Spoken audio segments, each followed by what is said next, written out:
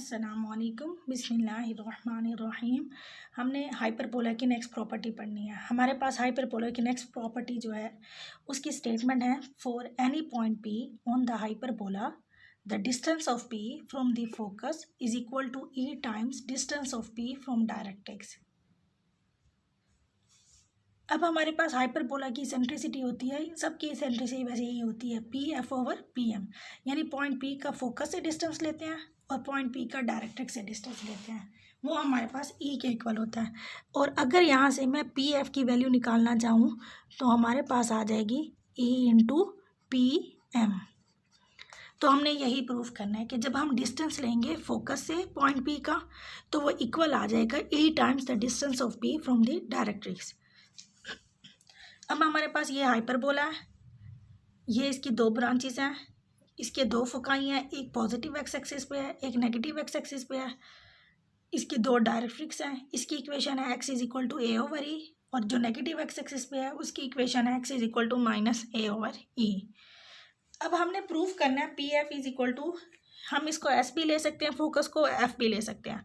हमने प्रूफ करना है P S is equal to e times P M. तो हमने p कैसे लेना है, इसकी पैरामेट्रिक इक्वेशन होती है A cos hyperbolic theta b sine hyperbolic theta, यानी x की वैल्यू होती है A cos hyperbolic theta b sine hyperbolic theta. और अगर हम पॉइंट पॉजिटिव एक्स एक्सिस पे ले रहे हैं तो हम पॉजिटिव लेंगे ए कॉस हाइपरबोलिक थीटा को, और अगर हम नेगेटिव एक्सिस पे लेंगे तो ए कॉस हाइपरबोलिक थीटा को हम नेगेटिव लेंगे। और ये पॉइंट हमने m कैसे सेलेक्ट किया कि x की वैल्यू तो a ओवर ई ही रहेगी, लेकिन y हमारे पास चेंज होगा पूरी जगह पे, तो हम उसको जनरल क्या लेंगे, y की वैल्यू हमारे पास होती है b साइन हाइपरबोलिक थीटा। अब हमने प्रूफ क्या करना है इसमें कि जब हम डिस्टेंस लेंगे फोकस से तो वो इक्वल आएगा e times distance of p from the directrix. ये हमने प्रूफ करना है। हमने इसमें प्रूफ क्या करना है, हमने प्रूफ करना है वही प्रूफ दैट जब हम इसका फोकस से डिस्टेंस लेंगे तो वो हमारे पास आ जाएगा पी एम, यानी कि पॉइंट पी का फोकस से डिस्टेंस जो है वो इक्वल आ जाएगा E times distance of P from the directrix. हमारे पास जो है पी जो है वो हमारे पास है A cos hyperbolic theta B sine hyperbolic theta, और जो एस है वो फोकस है, वो हमने पॉजिटिव एक्स एक्सिस वाला लेंगे तो ए ई ज़ीरो हो जाएगा। एम हमारे पास डायरेक्ट्रिक्स है, उस पर एक्स की वैल्यू ए ओवर ई रहेगी, वाई वाला कोऑर्डिनेट हम उसकी जनरल लेंगे तो बी साइन हाइपरबोलिक थीटा हो जाएगी। अब हम फाइंड करते हैं एस पी, यानी कि distance of P from the focus. S हमारे पास क्या है, फोकस है पॉजिटिव एक्स एक्सिस पे, तो हमारे पास ये आ जाएगा a cos hyperbolic theta minus A e का square b sine hyperbolic theta minus zero का स्केयर। और अगर हम इसका स्केयर लेंगे तो राइट साइड पे हमें स्केयर रूट लेने की ज़रूरत नहीं है। अब हम इसका स्केयर ओपन करते हैं, A square cos hyperbolic square theta plus A square E square minus 2a square E cos hyperbolic theta plus B square sine hyperbolic square theta. हमारे पास हाइपरबोला में होता है इसेंट्रिसिटी का स्केयर होता है A square plus B square over A square, और यहाँ से अगर हम ए स्केयर ई स्केयर की वैल्यू निकालेंगे तो A square plus B square हो जाएगी।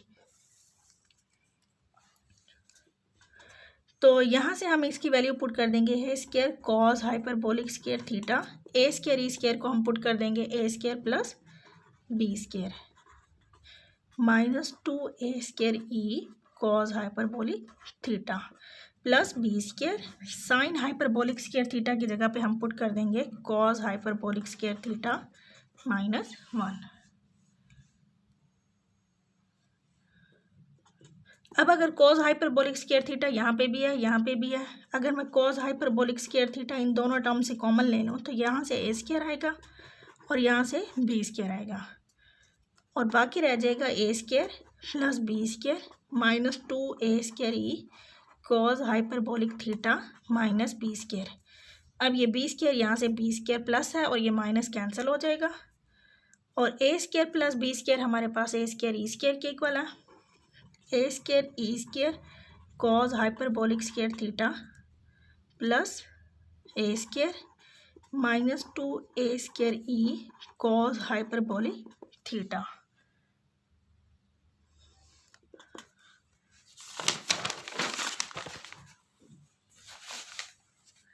तो ये हमारे पास स्क्वायर बन रहा है A E cos hyperbolic theta minus A का स्क्वायर।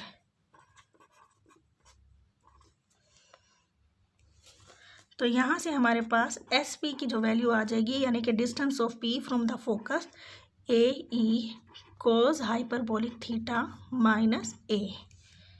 अब हम डिस्टेंस निकालेंगे पी का from the directrix. Distance of P from the directrix, तो ये आ जाएगा हमारे पास A cos hyperbolic theta minus A over E का स्क्वायर।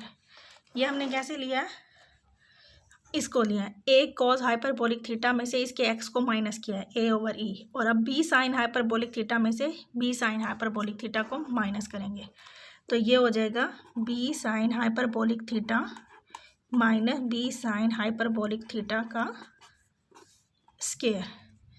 तो पी एम की हमारे पास वैल्यू आ जाएगी, सॉरी यहाँ पे स्क्वायर लेना पड़ेगा क्योंकि हमने राइट साइड पे स्क्वायर रूट नहीं लिया।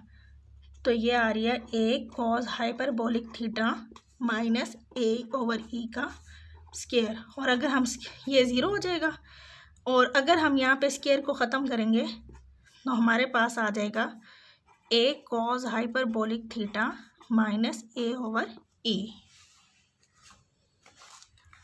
और अगर मैं इसी इक्वेशन को ई के साथ मल्टीप्लाई कर दूं तो हमारे पास आ जाएगा E P M is equal to A E cos hyperbolic theta minus A E, और वो हमारे पास वैल्यू किसकी थी, एस पी की वैल्यू थी। तो इससे हमारे पास क्या साबित हुआ कि distance of P from the focus is equal to e times distance of P from the directrix.